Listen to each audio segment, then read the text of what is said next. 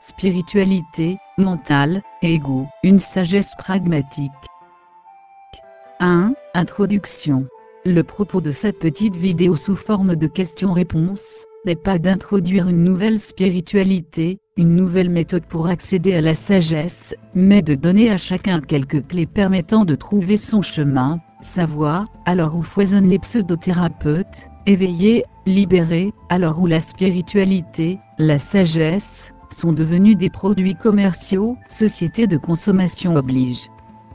À l'heure où sont publiés chaque jour de nouveaux livres, ne faisant que reprendre ce qui fut dit depuis des milliers d'années par les hindouistes, les bouddhistes, les taoïstes, etc.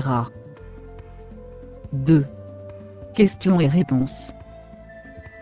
Question. Pourquoi l'homme est-il malheureux?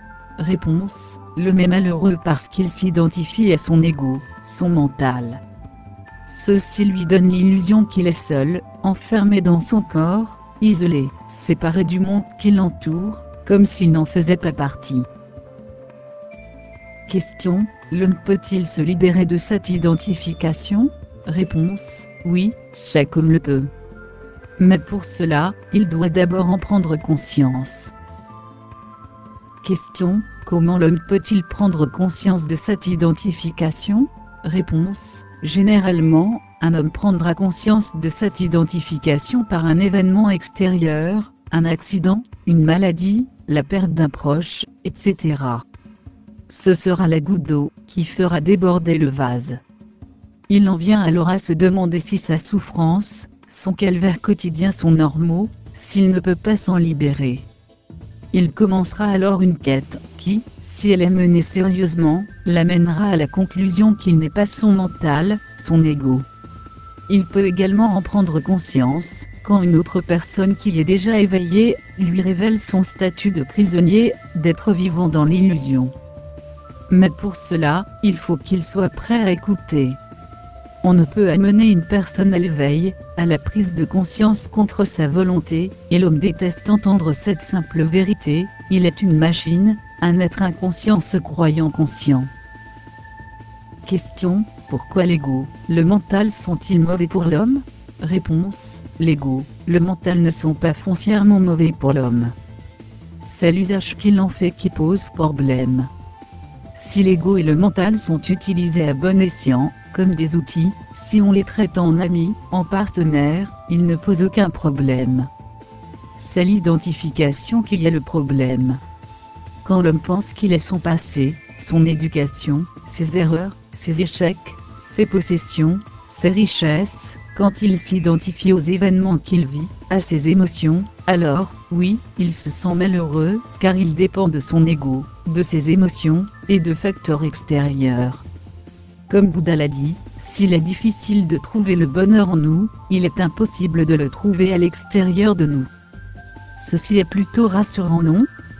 Ceci signifie que le bonheur est à la portée de tous, qu'il n'est pas à vendre. Question. Comment l'homme peut-il se libérer une fois qu'il a pris conscience? Réponse. La prise de conscience est déjà la libération. Cependant, nous portons des millénaires de conditionnement, et l'ego, le mental, refuse d'être traité en simples outils. L'ego veut être l'individu, la personne, le moi. Aussi, il revient à la charge, même après la prise de conscience. Quand l'homme se trouve seul chez lui, dans un monastère, un ashram, etc., rester conscient n'est pas trop difficile. Mais lorsqu'il retourne à son quotidien, sa famille, son travail, ses loisirs, etc., alors il perd vite cette conscience, et l'ego reprend le dessus.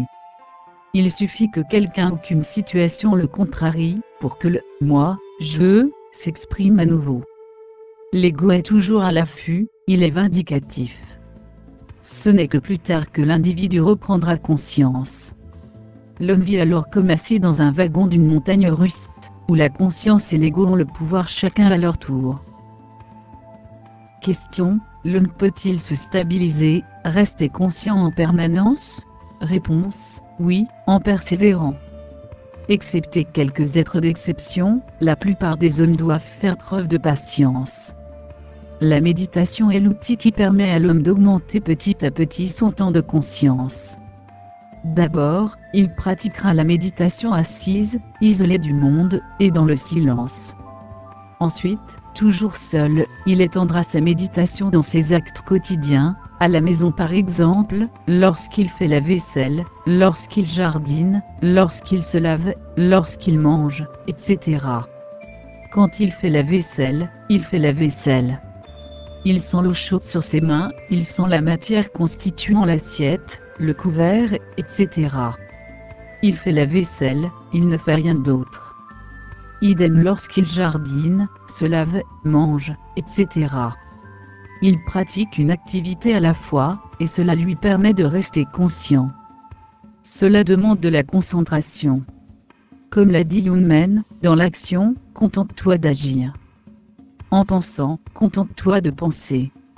Mais avant tout, cesse l'agitation de ton mental. Fin de citation. Plus tard, il étendra encore sa méditation au monde extérieur, lorsqu'il n'est plus seul, en famille, au travail, au sport, etc. Il devient alors doucement spectateur de sa vie, spectateur de son ego, de son mental, de ses émotions, des événements qui se produisent, réalisant que ceux-ci sont neutres, que c'est lui qui leur donnait un côté positif ou négatif. Il est alors mieux à même à agir face à un problème, à trouver la solution, puisqu'il n'est plus sous l'emprise de ses émotions, de la peur, de la colère, etc. Question: l'homme se sent-il moins seul pour autant? Réponse: par la méditation et la réflexion, l'homme commence à voir que l'individu, en tant que soi, en tant que personne isolée, est une illusion créée par l'ego.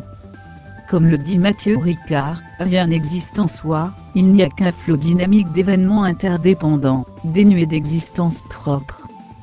Il dit aussi, les phénomènes surgissent d'un processus d'interdépendance de causes et de conditions, mais rien n'existe en soi ni par soi.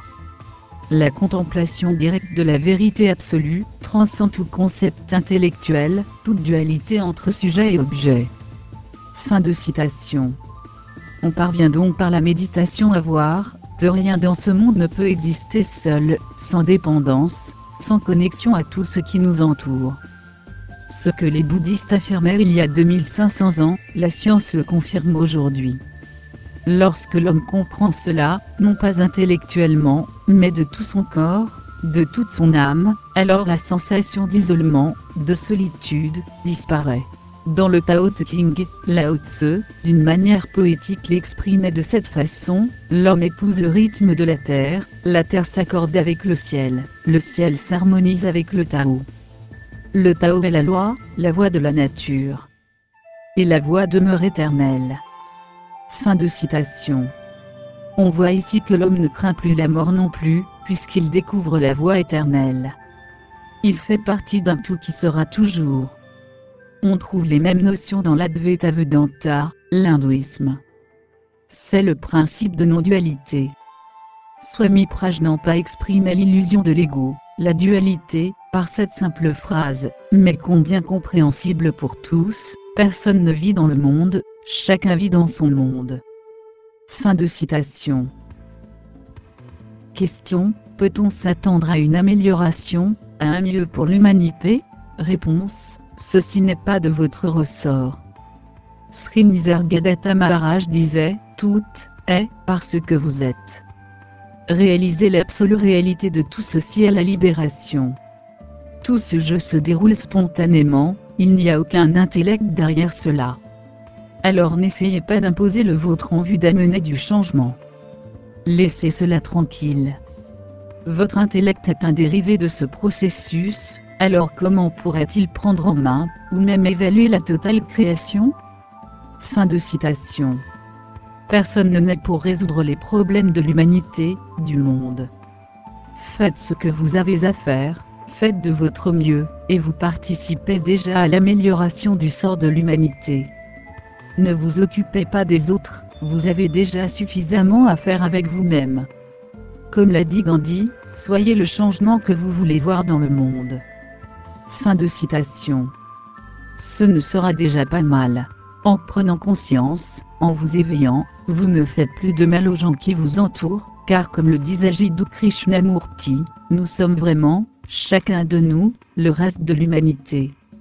Fin de citation. Alors, comment pourrions-nous vouloir nous faire du mal à nous-mêmes? Question, en résumé? Réponse, méditer, observer, sans juger, condamner ou comparer, lâcher prise, accepter. Ce qui est, ne peut être autrement dans l'instant présent. En acceptant, vous cessez de lutter contre un fait. Vous avez beau refuser, un fait est un fait. Refuser, c'est gaspiller son énergie. Une fois que vous avez accepté, vous vous libérez d'un poids, et vous pouvez ensuite prendre les bonnes décisions. Et si vous ne pouvez pas changer une situation qui vous déplaît, pensez à ce proverbe taoïste, savoir ce contre quoi on ne peut rien, et l'accepter comme son destin, seul le sage en est capable. Fin de citation. Cessez de vouloir toujours tout contrôler. Oui, lâchez prise. Il est plus facile de nager en suivant le cours de la rivière, plutôt que d'aller à contre-courant. Sachez aussi vous contenter de ce que la vie vous donne, même si être riche n'est pas un crime. Celui qui se contente de ce qu'il a, est le vrai riche. Être sans désir, c'est posséder le monde. C'est suivre la voie, Lao Tse. Arrêtez de vouloir toujours imposer vos opinions, vos idées, vos convictions. Sachez écouter l'autre, vous pourrez peut-être apprendre quelque chose de lui. Enfin, méfiez-vous des prédicateurs, des charlatans, des marchands de sagesse. Soyez à vous-même votre propre refuge, soyez à vous-même votre propre lumière, Bouddha. J'oserais dire, et honnêtement j'aurais pas osé le dire, il y a encore quelques années, il n'y a que des situations. Le mental en fait des problèmes.